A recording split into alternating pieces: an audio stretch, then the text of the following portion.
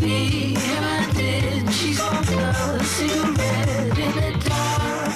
Hey everybody, it's Jim with Reverb.com. We are here at Lincoln Hall in Chicago, and we're here with one of my favorite bands, Unknown Mortal Orchestra. This is Ruben, this is Riley, and this is Jake. Thanks so much for taking the time to talk with us, guys. Thank you. The new record. I was into the last record, one of my favorite records, and I've been listening to this new one. I know you guys are using a lot of like organic elements here, but it really does kind of have this electronic sort of a feel. And this is, do you try and mimic the record as best as you can in a live show? Oh man, it's like we kind of do try to get it right, but like in this one with the keyboards, especially that Quincy's playing, we had like a Moog little fatty, and we had this idea that I was going to take all the synth sounds and try and kind of program them into that.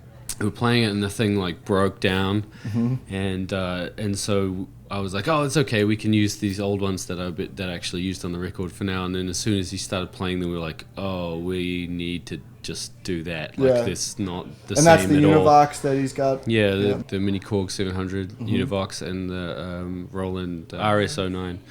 Yeah. I know you were playing mostly at Soundcheck. You were playing that Jag Stang. How long have you had that? Started writing for UMO on the Jag Stang, and it really like defined the sound of the guitar, but it got stolen at South by Southwest, so I've had it 3 years maybe. And you ripped out the humbucker and put another single coil in there? Is that right? I put golds, what are they called, lace sensor golds in there, because I like read that they were low noise and the Jag Stang was just too noisy, so I just put them in there. But they sound really good too, but that was just like a bonus thing. But I just was like, I need to get the noise floor down, and like I was thinking, especially, I mean, you guys got a bunch of pedals on your board. I saw that you were relying a little bit on that envelope follower that you have on there. It's a sound blocks. Sound blocks? Yeah. And then I bought one just to try it out because it looks so crazy. Looks like some kind of Japanese sex toy or something. But then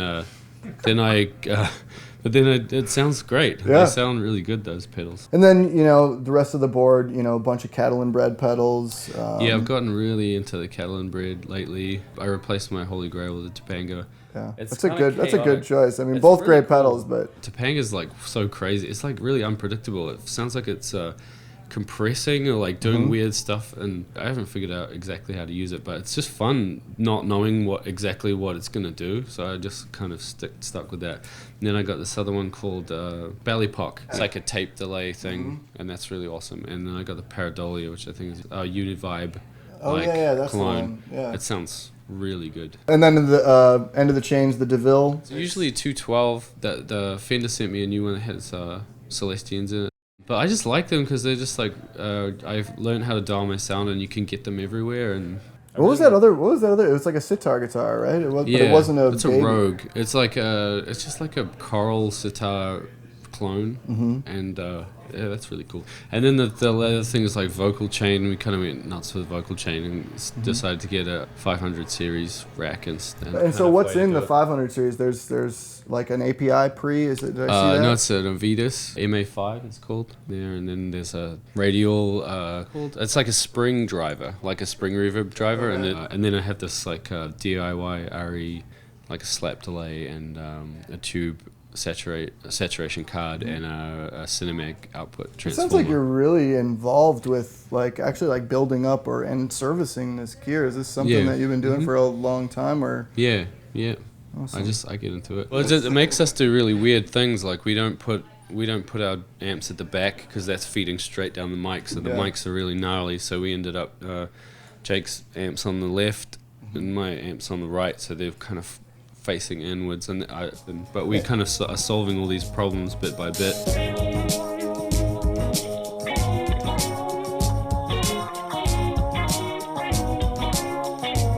But yeah, that's what we talk about, like, you know, getting, like, how can we make things like perfect. Like Jake goes through a lot of stuff with his bass at the moment. I saw that it's like a Blues Junior that you're running into a giant 410. Yeah. Is that right? It's a 1964 Vox 18-inch speaker, but it's driven by a Blues Junior, Rubens Blues Junior. So we just pulled the speaker output out of that and plugged it in the Vox. So it's a guitar. You know, the head is 15 watt. I saw a couple Earthquaker devices on your board. I've always had the tone job, and then we were at Ruben's house. He had a spare one, so I'm just running a tone job into a tone job. Nice. To kind of like give me the ultimate job. And yeah, and then I just have their disaster transport. I like to lay on bass. That's a cool way to.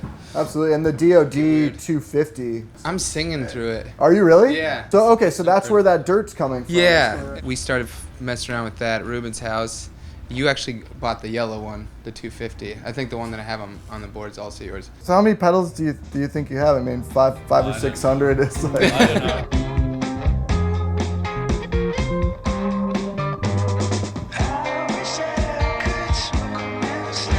And what's the kit? The kit's an old Ludwig? Yeah, that's Ruben's kit. It's a really great kit. I have a similar one at my house too. Old Ludwigs are the absolute best. There aren't any triggers or anything on your kit, but you do have microphones that are running into pedals that are going into the board. What are the pedals that they're going into?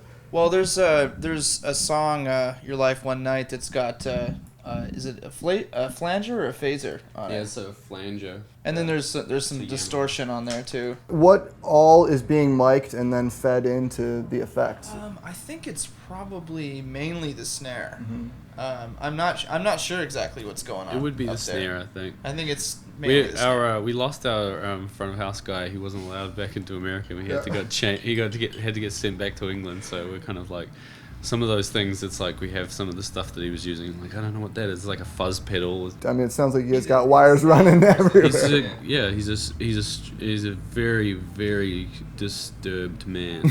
and I saw wind chimes up there, and Yeah. I didn't see you use them yet. I mean, is that a regular thing or? I try not to overuse them, but there's a couple of points in the set where they're just the absolute most awesome thing. Yeah. Well, you wanted a gong, but we had to talk you off of the gong. I still into want the wind gong. chime. No, I think that I was into the. I'm still in favor of the gong, maybe someday, but the chimes are enough for now. So good at being in trouble. So good at being in trouble. All right, thanks so much for talking with us, dudes. Definitely check out the new record. It's called Multi-Love. They're probably coming through your town, and you should definitely see the show. So thanks again, guys. Thank you.